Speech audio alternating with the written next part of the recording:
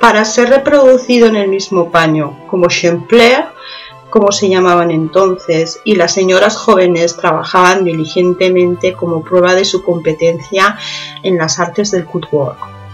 El encaje reseguido como un niño de primaria aprendiendo el ABC en la aldea de su país hace algunos años.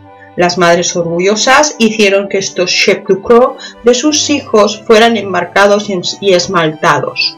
Por lo tanto, muchos han llegado a nosotros a través del legado de las viejas familias, ilesos en el momento actual, la figura 5. El ejemplar más importante del encaje fue expuesto en la Exposición del Arte Internacional de 1874 por la señora Helston o Walton Hall. Un altar frontal de 14 pies por 4 pies ejecutado en el punto Comté, representando 8 escenas de la Pasión de Cristo, en todas las 56 figuras rodeadas de inscripciones latinas. Se supone que es a mano y de punto inglés. También se exhibieron algunas piezas curiosas de encaje antiguo cerca del 1866, en el Museo del Sur de Kensington por el Dr. Bock de Ward.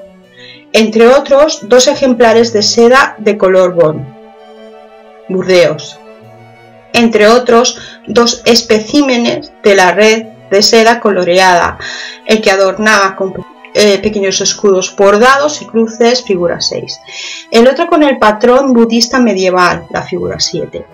En la misma colección era una toalla o un paño de altar de la antigua obra alemana, con fondo de red gruesa, trabajada con el patrón de pastillas. Pero lo más artístico de todo era una gran pieza eclesiástica de unos 3 metros de longitud. El diseño retrata a los apóstoles con ángeles y santos. Estos 2 últimos objetos mencionados son del siglo XVI. Cuando se utiliza para los paños de altar, las cortinas de la cama o cobertores para producir un mayor efecto fue el pushidin, para alternar los encajes encuadrados de lino llano. Un conjunto con muchos dados, de la costura Shae rara, no tejida con la mano, como podéis adivinar, guardarlo de una manera justa.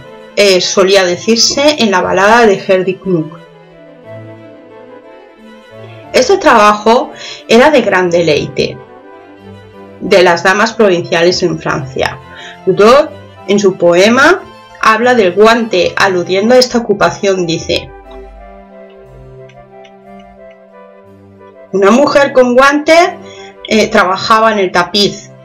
Por Reissudely y cualquier lencería, ella gira el codo y sigue, de todos los fashions. El escudo de armas de la familia, las coronas, los monogramas, las bestias del Apocalipsis, con flores de lis, Sacré-Cœur, en su mayor parte adornaban aquellas piezas destinadas al uso de la iglesia. Sí, por otro lado, destinado a un manto, las cabezas de la muerte, los huesos cruzados y las lágrimas con la copa sacramental no dejaron ninguna duda del destino de la pieza.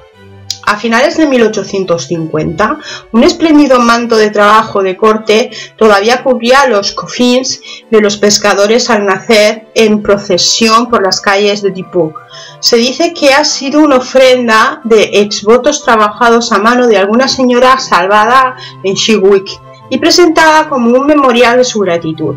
En 1866, cuando esté presente en la boda de un campesino en la iglesia de Chanteloup, Manchot, el autor observó que el trabajo de la pareja casada, mientras que el sacerdote pronuncia la bendición, fue de lo mejor de cutwork, ajustado con encaje. Ambos en el norte y el sur de Europa, el arte todavía persiste vivo. Las amas de casa suecas tejen y cosen los collares navideños de sus maridos e hijos, y el grefful de las damas, dibujando las hebras de las sábanas finas de lino destinadas a las cámaras de los huéspedes. Producen un adorno de diseño geométrico. A lo largo de 50 años después, un sprint en relieve de este artículo pudo ser visto a veces en el delantal blanco vestido del trabajador inglés, que independientemente de la costura elaborada, se enriquecía con una inserción del cutwork, corriendo del cuello al hombro transversalmente. Así vemos decorar las sobrepiezas del siglo XVI. El bordado de dibujar hilo de rosca es otro trabajo del cutwork. El material en el viejo dibujado trabajado es generalmente lino fino tejido. Ciertos hilos fueron dibujados hacia afuera del fondo del lino y otros se fueron sobre y entre costuras. Su empleo data de tiempos muy tempranos, y retirando los hilos de un tejido quizás se refieren al Lucas Pharsalia. Esdonius para el alambre, Quo Nilotis acus comprexion pectina serutu, solvit extensos sabit stamina velo. Sus divinas blancas brillan a través del Sidonian fabric que se presionaba con el peine o sley. De seres las agujas de trabajo del Nilo se han separado y han aflorado la urdimbre estirando o retirando la trama.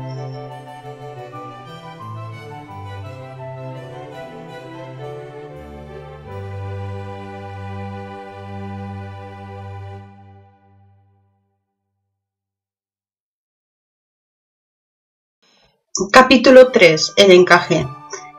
Pedí un encaje. Aquí está el tul de Bruselas, la rubia, el punto de alesón y la marina tan ligera. La aplicación de Inglaterra que se hace en París se dice este es de cordón indígena, y la voz de Valenciennes, el punto de la mente y el punto de París, encaje corto, el más nuevo que todos los países producen. El patio del encaje en Rottenmango. El encaje se define como una red llana o ornamental, forjada de finos hilos de oro, plata, seda, lino o algodón, entretejidos a los que se puede añadir el poil de chèvre y también la fibra de aloe, empleada por los campesinos de Italia y España. El término encaje, rendido en la tradición inglesa de los estatutos como cordones, implicando trenzas tales como fueron utilizados para unir las diversas partes del vestido, aparece mucho antes del cordón correctamente así llamado. Entró en uso. Los cordones anteriores, tales como eran, fueron definidos por la palabra parchment, un término general para los guims o las trenzas, así como para el cordón. La industria moderna ha separado estas dos clases de trabajo, pero su ser antes tan confundido hace difícil en investigaciones históricas por separar el uno del otro. La misma confusión ocurre en Francia, donde el primer cordón fue llamado parchment, porque se aplicó al mismo uso para trenzar o para poner en plano sobre las capas y otras ropas. El comercio de encaje estaba totalmente en manos de los passemetiers de París, que se les permitió hacer todo tipo, el cordón para encendido, a los usos, a los pernos y a la mano, oro, plata, tina fina, que falso, el soya, el alambre blanco y el color, etc. Por lo tanto, aplicaron los mismos términos a sus diferentes productos, sea cual fuera el material. La palabra parchment continuó funcionando hasta mediados del siglo XVII, siendo especificada como parchment o fuseau o parchment, o solamente era aplicado más específicamente al cordón sin el borde.